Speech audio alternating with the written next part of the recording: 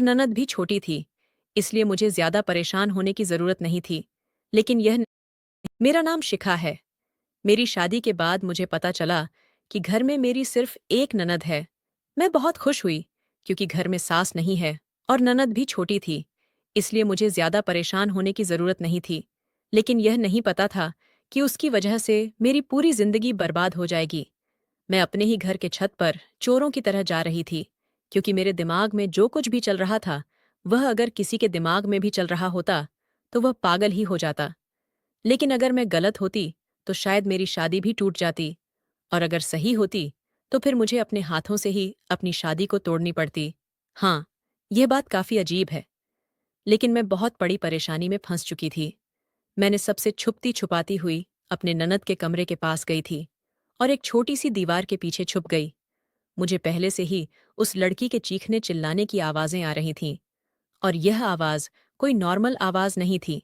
ये वही समझ सकता था जो शादीशुदा हो। ये ऐसा नहीं था कि कोई मदद के लिए चिल्ला रही थी, बल्कि वह अपनी जिंदगी का सबसे अच्छा समय बिता रही थी। लेकिन मेरे घर को बर्बाद करके वह ऐसा नहीं कर सकती थी। मैंने गुस्से से एक ही बार में कमरे का दरवाजा खोल दिया, लेकिन सामने का मंजर देखकर मेरी रूह कांप गई थी। उन दोनों को देखकर मैंने भी चीखना शुरू कर दिया, लेकिन तब वह आदमी उसे छोड़कर मेरी तरफ तेजी से बढ़ा, और फिर उस आदमी ने हम दोनों को ही एक साथ, मेरा नाम शिखा है और मेरे पति का नाम जितेश है।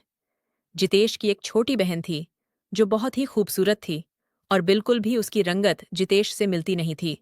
ऐसा लगता था कि वह उसकी बहन नहीं है, क्योंकि जितेश का रंग सांवला था, जबकि उसकी बहन का रंगत बिल्कुल दूध की तरह सफेद थी।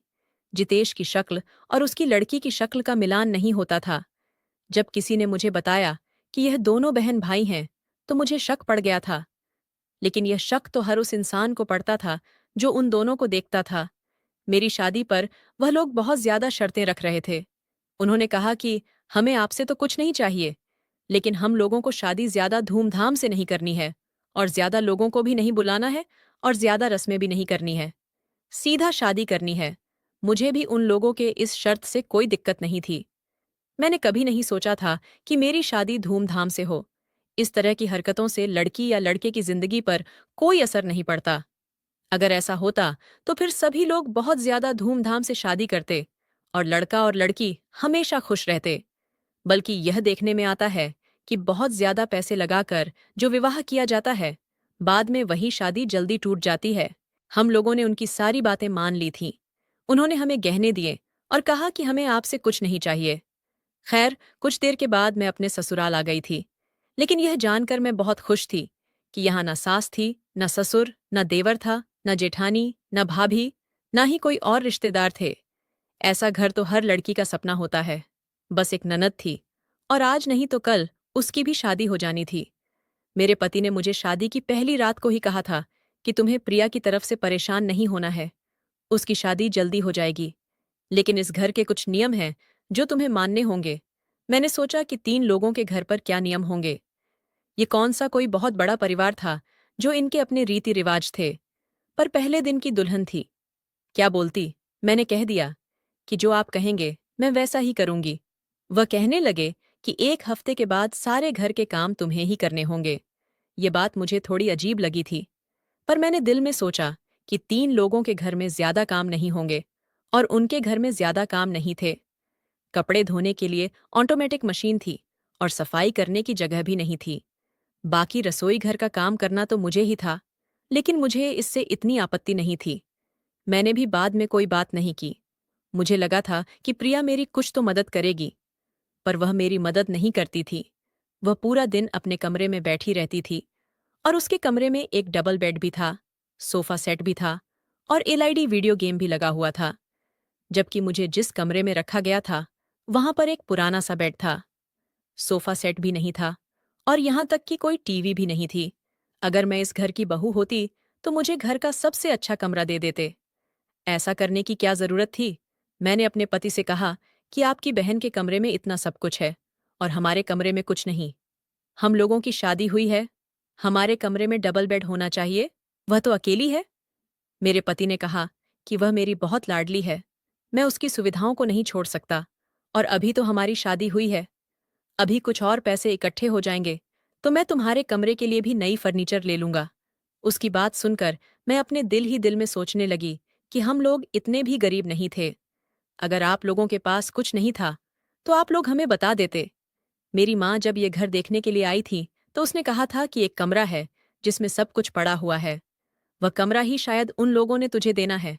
इसलिए मैं भी खुश हो रही थी। लेकिन यहाँ पर तो मेरे कमरे में कुछ भी नहीं था। ऐसा लगता ही नहीं था कि वह दुल्हन का कमरा है या किसी ऐसे जोड़े का कमरा है जिनकी शादी हुई है। ऐसा लगता था कि किसी बूढ़ी औरत का कमरा है। पर मुझे किसी तरह गुजारा तो करना ही था। पति से एक दफा कहा था, उसने कह दिए तो सब कुछ ले लूंगा। लेकिन वह मुझसे कुछ दूर दूर रहता था। इन दोनों बहन भाई में कुछ ज्यादा ही प्यार था। ये दोनों एक साथ काफी समय बिताते थे और मेरे पति सिर्फ रात को ही कमरे में आता था। मुझे ये सब कुछ बुरा लगता था। मैंने तो यही सुना था कि नई नई शादी होती है तो पति पत्नी आपस में बहुत अच्छा समय गुजारते हैं। शादी के 1 से 2 महीने ही अच्छे होते हैं। उसके बाद तो फिर जिंदगी के कामों में लग जाते हैं। लेकिन मेरे तो 2 दिन भी अच्छे नहीं गुजरा थे। इसलिए मैं परेशान भी थी। एक दिन मैंने अपने पति से कह भी दिया कि आप अपनी बहन से इतना प्रेम क्यों करते हैं। उसने कहा कि यह क्या बात है कि बहन से प्रेम क्यों करते हैं।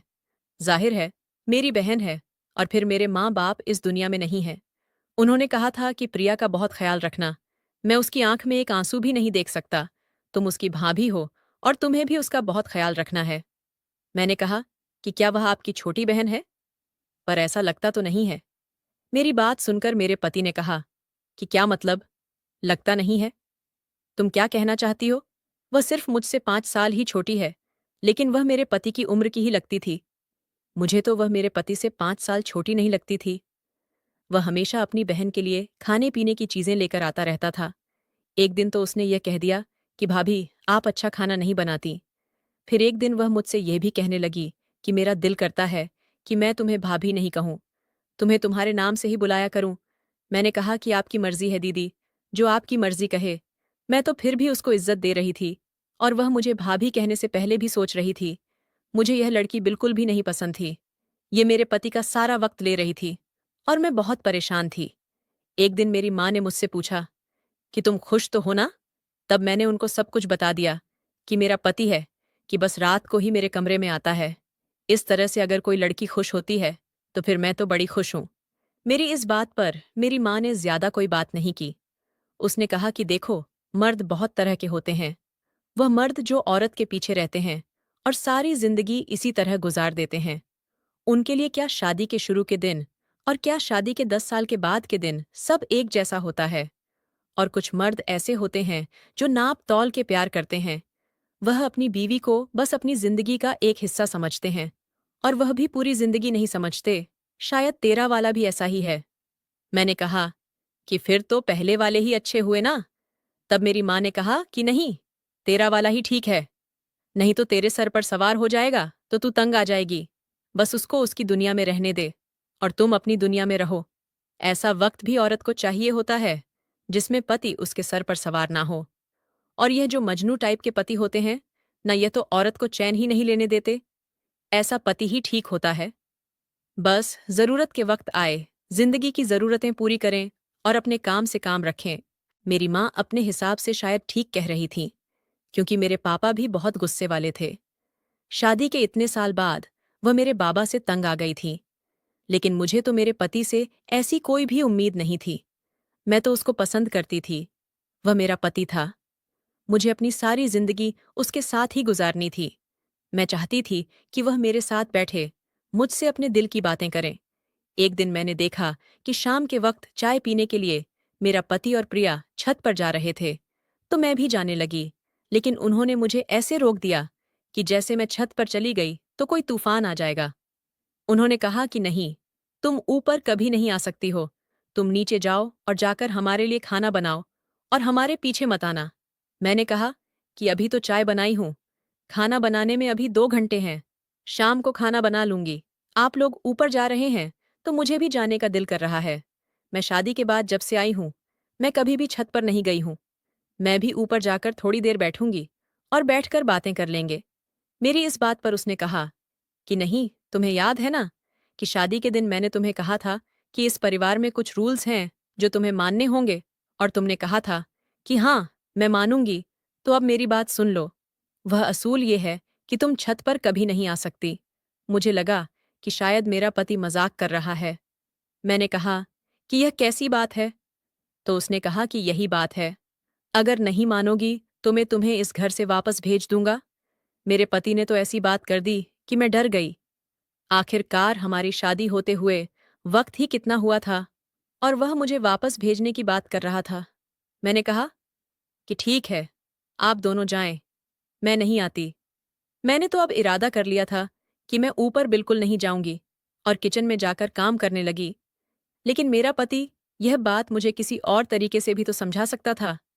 उसने इतनी जल्दी आखिर ये बात कैसे कर दी? मैं रोती रही, लेकिन अपने पति के सामने अपने आंसू साफ कर लिए। मेरे पति में बिल्कुल भी एहसास नाम की चीज नहीं थी। वह मेरी तरफ देखता भी नहीं था। मुझे ऐसा लगता था कि जैसे वह मेरे साथ शादी नहीं, बल्कि मुझे नौकरी पर रखा है। और मुझे पता था कि मुझे रोता हुआ देखकर भी वह मुझसे यह नहीं पूछेगा कि तुम क्यों रो रही हो। इसीलिए मैं उसके सामने नहीं रोती थी, लेकिन छुप छुप के रोती रहती थी। मेरी शादी तो हो गई थी, लेकिन अभी तक कोई सुख नहीं मिला था। ऐसा लगता था कि वह अपनी ड्यूटी कर रहा है और चाह